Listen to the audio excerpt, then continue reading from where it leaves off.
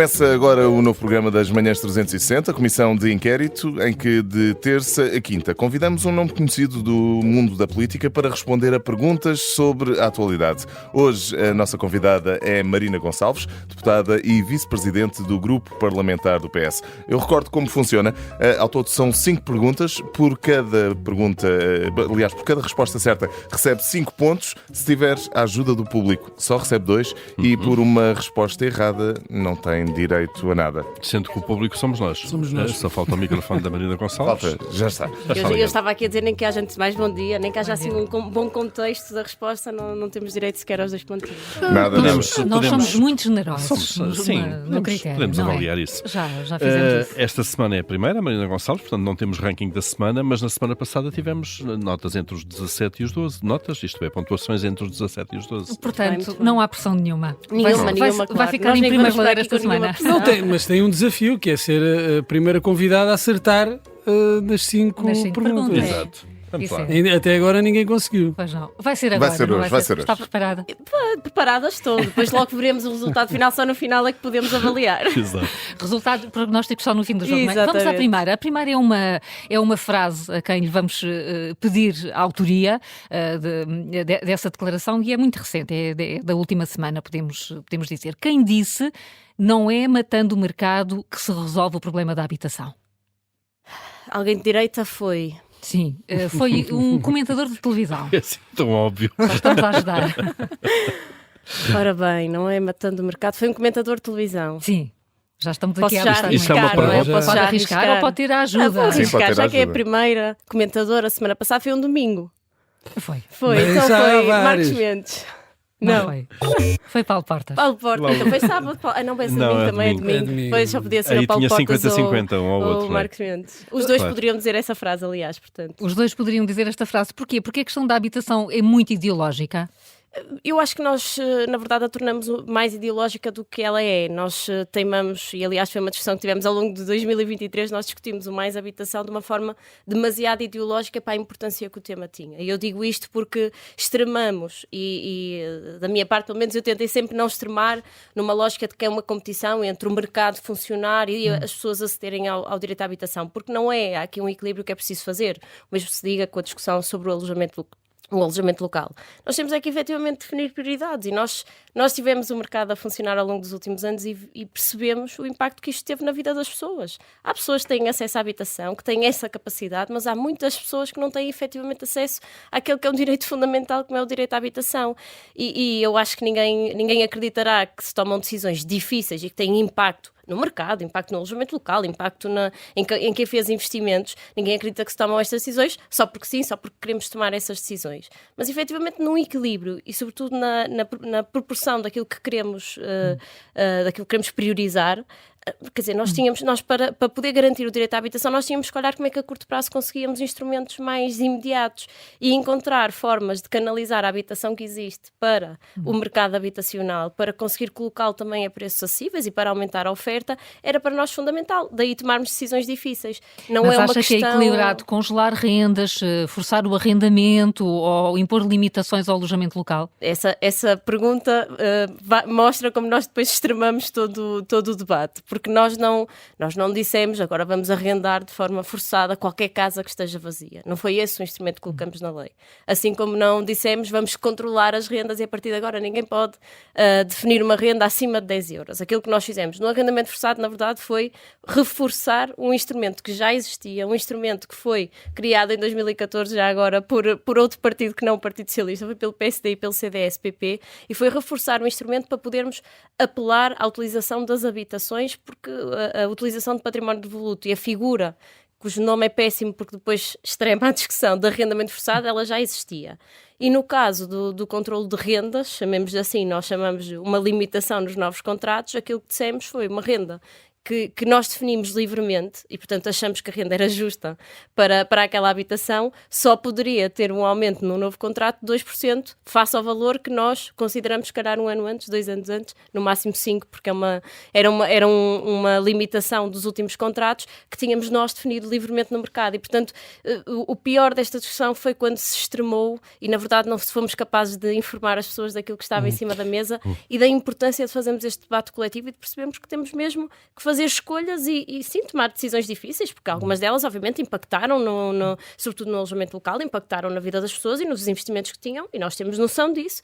Mas Marina Gonçalves, mas deixa-me perguntar porque é que os governos do PS não conseguiram aumentar a oferta pública de habitação, quando esse seria um instrumento mais acessível ao governo? Esse é o instrumento. Nós, quando tivermos um parque público, uma habitação pública que dê resposta às necessidades habitacionais, não teremos que tomar decisões que são difíceis e que impactam muitas vezes na liberdade privada, na propriedade privada. Para nós, nós sempre o dissemos, é a prioridade. Há aqui um problema básico que é inultrapassável. Nenhum de nós constrói uma casa de um dia para o outro. Nenhum de nós constrói uma política pública de um dia para o outro. Nós nem tínhamos uma política pública de habitação. Não tínhamos uma lei de base, não tínhamos nós chamamos de nova geração de políticas de habitação, mas não tínhamos, no fundo, instrumentos de política de habitação. Tivemos que os construir num diálogo que demora o seu tempo. Tivemos depois de definir os instrumentos de financiamento, em colaboração sempre com as autarquias, porque são as que conhecem melhor o seu território e, portanto, as necessidades também da população e as oportunidades que têm no seu território. Isto demora tempo e construir demora tempo, projetar. Ou chegámos tarde ao problema? Nós sempre o dissemos, sempre, aliás, somos atacados por dizer isto, mas esta é a realidade e isto não é uma responsabilidade dos outros apenas, é todos, também do Partido Socialista. Nós começamos a construir as políticas de habitação em 2015, com a nova geração e com a lei de base. Em 2018 foi quando os instrumentos começaram, no fundo, a produzir os seus efeitos e ainda assim muito efeito que não era visível na construção, porque lá está, os primeiros passos são invisíveis e nós temos que assumir também esta responsabilidade coletiva onde nós não devemos ficar de fora. E sempre o dissemos, e sempre, aliás, nos foi dito que fomos atacados por assumir essa responsabilidade. Eu acho que nós temos que a assumir, porque efetivamente durante muitos anos não o fizemos. E se calhar também, agora olhando para trás, há coisas que podíamos simplificar mais cedo, fazer mais cedo a discussão, antecipar as discussões para depois não mudar regras do jogo a meio do caminho. Agora, essas decisões muitas vezes têm que ser tomadas. Há uma coisa que nós não podemos prescindir, é colocar o direito à habitação como uma prioridade e o acesso à habitação de uma família como uma prioridade na execução de políticas públicas, com a dificuldade depois de fazer este debate, com esta contradição e com esta clivagem muitas vezes da propriedade versus... Ficou muito ideológica. Bom, para já 0 pontos. É verdade, eu quis arriscar. Mas, Marina Gonçalves, eu acho que esta agora é fácil, porque antes de mais vamos viajar até Caminha. Está bem. Agora é uma pressão adicional. Terra natal. Caminha que já deu um Presidente da República ao país. E a pergunta é precisamente essa: quem foi o chefe de Estado que nasceu na sua terra? Tenho aqui a morada e tudo. Foi às 9 da noite, de um dia 1 de maio, não lhe vou dizer o ano, e a casa dos pais dele era na Rua Direita, número 115. Era na Rua Direita, no... 115. Quem foi esse Presidente da República? Paulo, acho que podes ajudar com Não, mas eu sei. Eu estava agora, acreditem que agora estava mesmo a faltar o nome, porque eu sei. É que nós temos dois nomes conhecidos. Temos um arquiteto muito conhecido, que é o Ventura Terra, e depois temos um político muito conhecido, que eu já me vou lembrar de nome, nem que fique aqui 10 minutos a lembrar, porque é uma vergonha não me lembrar. Então, Foi ali na Primeira República. Sim. Foi. Claro. Não, eu até sei onde é a casa. É mesmo em frente a agora com um bar. aquela branca do nome. Não é branca, vocês foi muita pressão, portanto vou-me calar aqui uns segundos só para me lembrar de quem é. Posso dar uma ajuda que não está aqui contemplada? Sim, força. Tem família ainda em Caminha? Eu? Sim. Tenho. Quem? Eu tenho os meus pais. Exato. Ora, faz parte do nome. Pois faz, mas é que eu estou mesmo com uma branca. Esta foi a maior ajuda. Eu ainda ontem falava disso, isto é horrível, que ainda ontem falava disto. Esperem aí, deixem-me pensar. Não está previsto nas nossas regras o que é que fazemos quando quando o nosso a pessoa quer convidado pensar. quer pensar. Devíamos ter uma música do género dos Oscars. Eu nas escolhas eu vou acertar, só que agora tem uma vergonha para mim. Podemos passar à pergunta seguinte e depois Podemos voltamos passar a à esta. pergunta seguinte, Ok, pode ser. boa sugestão. Pode ser, mas Avançamos. agora até eu estou envergonhada comigo Não mesma, tem, porque tem eu ainda há problema. pouco falava disso. Não tem se esqueça cara dos envergonhada. pais. Sabe que eu aponto os nomes todos para alguma entrevista, alguma intervenção, tudo. Sim. Do Presidente da República, do Sim, pode Primeiro-Ministro, haver tudo. sempre uma Há sempre branca. brancas. Não, é verdade. Bruno, Ainda então por cima eu estou a lembrar de Sampaio da Nova de Valença, então estou com o nome na cabeça e não consigo. Que não... Tem. Não, sim, é outra época. Não. É outra época. Não, é outra época, completamente Vamos diferente. saltar então para a terceira pergunta. A Marina Gonçalves foi ministra com 34 anos, tornou-se assim a mais jovem ministra, mulher de sempre da política portuguesa. A pergunta é: quem foi o ministro mais jovem da política portuguesa? Agora já não sou a ministra mais nova. Agora já não Agora é Margarida Mas já não. Balseiro Lopes, Mas foi mas na era altura. Jaime Gama, o ministro mais novo foi Então Jaime está Gama. certo. Muito bem. Falta aqui o som da resposta Mas fiquei, certa. perdi o pódio para a Margarida Balseiro Lopes. A Margarida, 5 pontos. que agora é 5 ministra da pontos. Juventude Cinco e da E ainda me vou lembrar da Modernização. outra, porque eu vou estar aqui, eu sou teimosa, Certo. vou-me lembrar. Pois, então fica dispensada as ajudas porque acertou. Marina Gonçalves, ainda é difícil a afirmação das mulheres na política? Ainda encontram mais obstáculos do que os homens? Sim, eu digo isto mesmo com toda a convicção e franqueza. Eu senti muito quando assumi. Eu já era secretária de Estado da Habitação desde setembro de 2020. Quando assumi o cargo de ministra em janeiro de 2023, eu senti, que estava a vir de novo para uma área que não conhecia, quando estava, obviamente, como secretária de Estado, ainda por cima o secretário de Estado tem um papel muito mais executivo na construção das políticas, no acompanhamento das políticas. Eu senti que estávamos que eu estava a iniciar do zero e quer dizer, todos nós quando começamos as nossas vidas profissionais começamos do zero, vamos adquirindo a nossa experiência e a experiência adquire-se nos sítios onde estamos.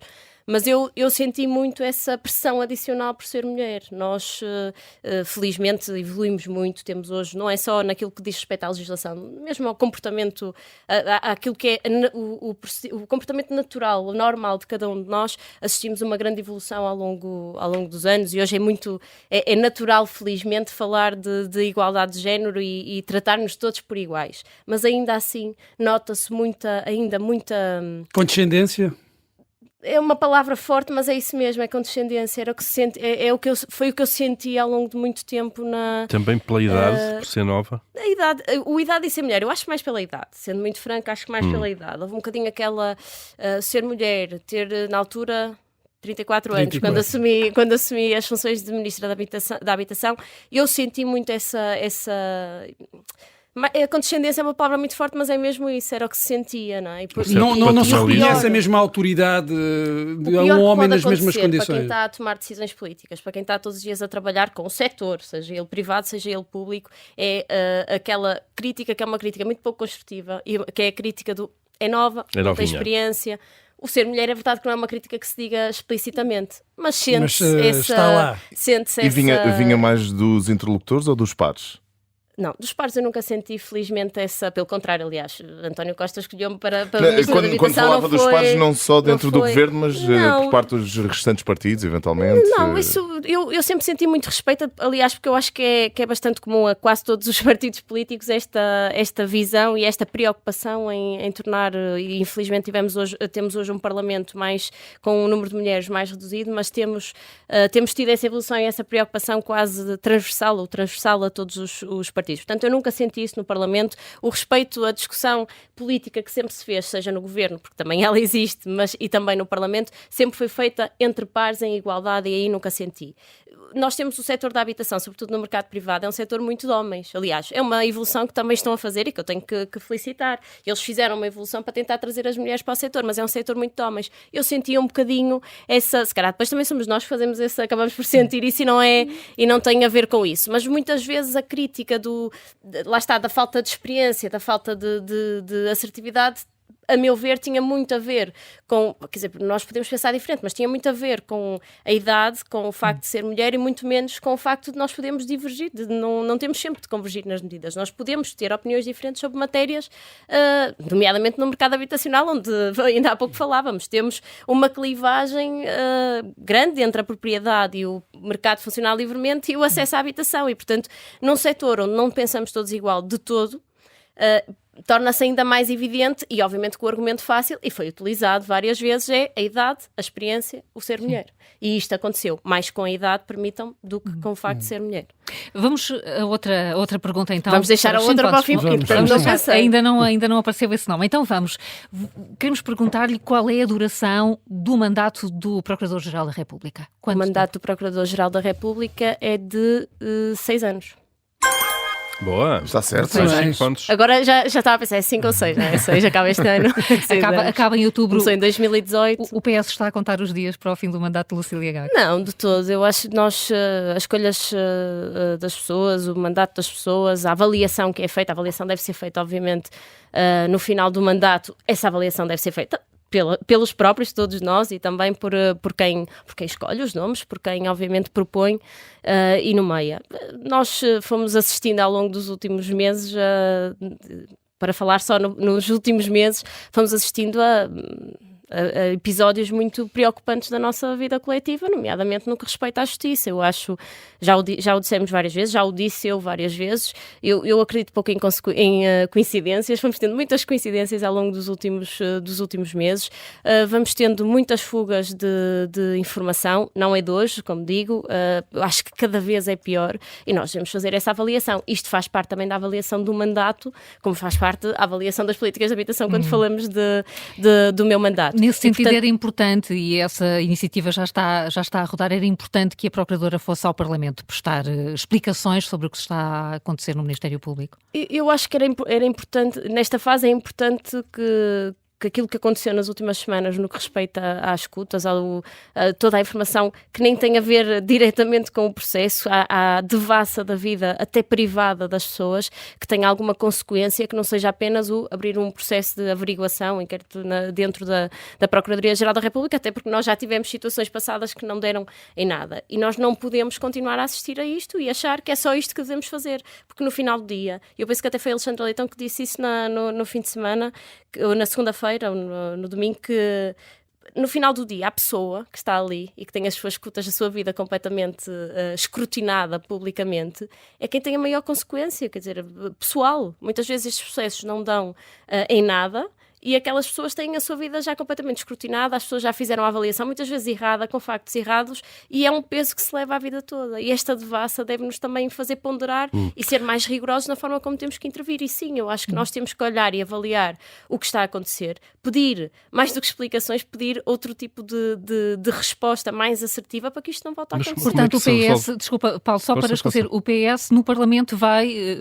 votar a favor da ida... Não é isso. Por isso eu não estava a ir à questão em concreto, porque eu acho que não é, por isso é que eu aliás fui muito clara a dizer que nós já no passado tivemos esse pedido até por parte do Presidente da Assembleia da República, podemos ouvir a Procuradora-Geral da República no Parlamento, e o que dissemos foi sobre o mandato, avaliar o mandato e de forma generalizada uma audição sobre, no fundo, o plano de atividades e a execução desse plano de atividades por parte da Procuradoria-Geral da República faz sentido. Ouvir sobre um caso concreto, temos algumas dúvidas que faça sentido nesta fase. Faz-nos muito mais sentido que daqui se tirem consequências para, obviamente, mandatos posteriores, mas mais do que isso, que se tirem consequências daquilo que aconteceu, que haja uma consequência efetiva da devassa, como dizia, da vida privada, das escutas que foram libertadas e que põem em xeque a vida profissional, pessoal de tanta gente. E o que é que o Parlamento pode fazer, ou o Governo em funções, quando agora se lembrar e estiver no processo de escolha do futuro ou da futura Procuradora-Geral da República? Mais do que nós temos que fazer aqui uma avaliação profunda, não apenas da figura do Procurador-Geral da República, mas temos mesmo que avaliar, está agora em curso uma reforma da Justiça mais virada para uma questão em concreto, que é o combate à corrupção, mas nós temos mesmo que fazer esta avaliação em conjunto, é-nos devido a todos os partidos fazer esta avaliação em conjunto, que não seja populista, que não responda ao caso concreto, porque é o pior que nós podemos fazer, é a cada momento, perante o caso concreto, fazermos uma alteração à lei. Isso é o pior enquanto legisladores que podemos fazer, enquanto Parlamento que podemos fazer. Portanto, o que temos que olhar, obviamente a figura do Procurador é importante, perceber as características de um Procurador-Geral da República, mas depois olhar de forma mais profunda, aproveitar também o final do mandato, o início do novo mandato, para olhar de forma mais profunda para as suas funções e para aquelas que são as responsabilidades inerentes à Procuradoria-Geral da República, e não é só no mandato, é mesmo na nossa vida coletiva, porque tem um impacto enorme na nossa vida coletiva, como aliás vimos, nós hoje temos a instabilidade no Parlamento que temos, também por alguns atos. Lá está, o processo não é um processo, agora não vou ser eu a dizer o processo vai ser arquivado ou vai acabar em condenação, não somos nós que o temos que fazer, mas hoje sabemos o que é as consequências destes processos e nós temos mesmo que fazer essa ponderação, é-nos devido essa ponderação. Vamos Muito bem, avançar. deixamos a outra para o fim. Exatamente, deixamos a outra, continua a vocês não me pensar. dão 2 segundos para pensar. Agora propomos-lhe uma trip down memory lane, apelar aqui à sua memória de universitária. Eu estava a dizer que tinha memória seletiva e isso não se faz. Terminou a licenciatura na Faculdade de Direito da Universidade do Porto em 2010, é assim? Imaginamos que também tenha estado envolvida na vida académica, associações de estudantes, etc. Numa época do ano em que a música, os festivais de verão se vão sucedendo, queremos saber se lembra de algum dos artistas que esteve presente na Queima das Fitas do Porto no ano em que foi finalista, em 2010. Esse é muito fácil, porque à terça-feira o Kim Barreiros ia sempre à Queima das Fitas do Porto. Portanto, o Kim Barreiros estava presente na Queima das Fitas do Porto em todos os anos. Isto faz-me lembrar o que se diz dos anos 60. Quem se lembra dos anos 60 é porque não esteve lá. Quem se lembra da Queima das Fitas... Não, mas o Kim Barreiros é meu conterrâneo, portanto acabo mais por ter fácil, muito esta ligação. Por falar em conterrâneos...